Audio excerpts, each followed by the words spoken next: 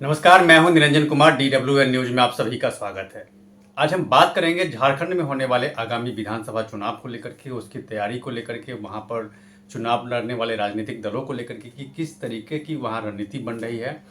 ये झारखंड जो है बहुत ही छोटा स्टेट है और यहाँ पर विधानसभा की 81 सीटें हैं और 81 सीटों पर 2 चरण में चुनाव आयोग ने चुनाव कराने का निर्णय लिया है।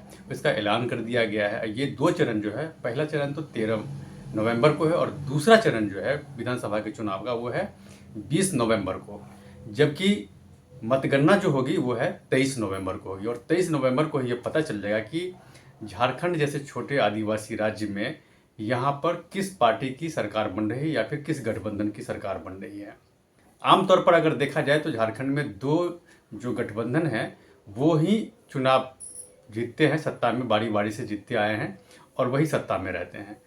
अभी जो है सत्तारूढ़ जो गठबंधन है वो है JMM, कांग्रेस और RJD। ये 3 गठबंधन की सरकार अभी चल रही है मौजूदा दौर में। लेकिन अब अगले महीने चुनाव होना है 2 चरण में, 13 और 20 नवंबर को। इसको लेकर के राजनीतिक दल अपनी अपनी तैयारी में जुटे हुए हैं। आज हम बात इंडिया अलायंस को लेकर के करेंगे, क्योंकि इंडिया अलायंस में कौन कौन से दल है और वो कैसे चुनाव को लड़ रहे हैं। तो देखिए, इंडिया अलायंस जो है इसमें कांग्रेस है मुख्य रूप से, दूसरा JMM है जो राज्य की सबसे बड़ी पार्टी है, और तीसरी जो पार्टी है इसमें, इस अलायंस में, वो है RJD, लालू प्रसाद यादव की। इस तीनों के बीच गठबंधन हुई है और इसी गठबंधन से चुनाव ये लोग लड़ेंगे। लेकिन 81 सीटों पर कौन गठबंधन, कौन दल जो है कितना सीट पर चुनाव लड़ेगा, इसकी अभी तक औपचारिक घोषणा नहीं हुई है, क्योंकि बातचीत चल रही है। झारखंड मुक्ति मोर्चा लगातार कांग्रेस के साथ बैठक की है। इसके बाद RJD के जो अभी करता धरता है तेजस्वी यादव, उनके साथ बैठक हुई है। लेकिन औपचारिक रूप से किसी तरह का सीट का कोई अनाउंसमेंट नहीं किया गया है कि कौन से दल झारखंड में कितनी कितनी सीट पर चुनाव लड़ेंगे। लेकिन जो झारखंड मुक्ति मोर्चा है, राज्य की जो सबसे बड़ी पार्टी है, उसने अपने 35 उम्मीदवारों के नाम का ऐलान कर दिया है और इस 35 उम्मीदवार में खुद मुख्यमंत्री हेमंत सोरेन हैं, उनकी पत्नी कल्पना सोरेन भी इस पहली लिस्ट में उनके नाम है। दूसरी तरफ RJD की अगर हम बात करें तो RJD 6 सीट पर चुनाव लड़ने जा रही है। देखिए, हमने पहले ही कहा था कि इसमें कोई औपचारिक घोषणा नहीं हुई है और कांग्रेस ने अभी तक झारखंड के लिए अपने उम्मीदवार के नाम का ऐलान नहीं किया है। तो कुल मिलाकर के यहाँ पर ये गठबंधन जो है इस बार मजबूती से चुनाव लड़ना चाहती है और अलर्ट भी है, क्योंकि बीजेपी जो है, खास करके एनडीए अलायंस को अगर हम बात करें तो एनडीए अलायंस में बीजेपी नीतीश कुमार की JDU और रामविलास पासवान की LJP है। ये 3 गठबंधन एक अलग चुनाव लड़ रहे हैं। तो बीजेपी खास करके उत्साहित है।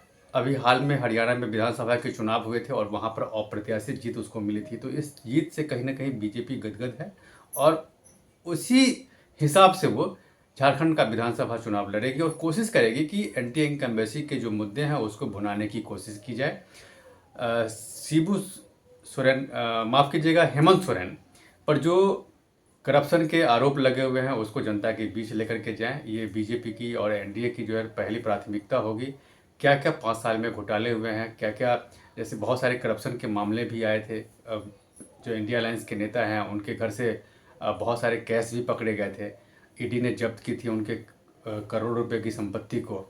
तो इन सारे मुद्दों को कहीं ना कहीं एनडीए जो है वो पब्लिक के बीच ले जाएगी और बताएगी कि मौजूदा सरकार में बहुत सारे घोटाले हुए हैं और इनके नेताओं ने पैसे का बंदरबाट किया है।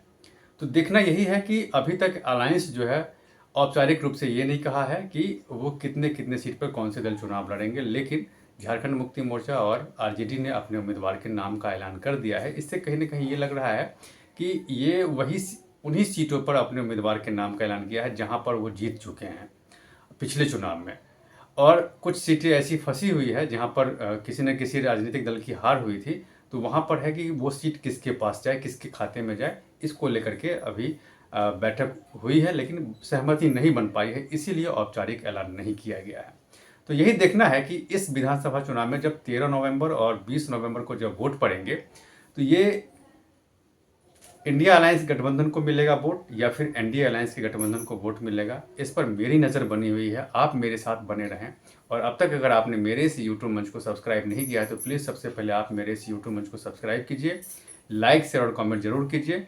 और झारखंड से संबंधित आप किसी भी पॉलिटिकल खबर के लिए आप मेरे साथ जुड़ करके मेरे चैनल को सब्सक्राइब कीजिए। धन्यवाद।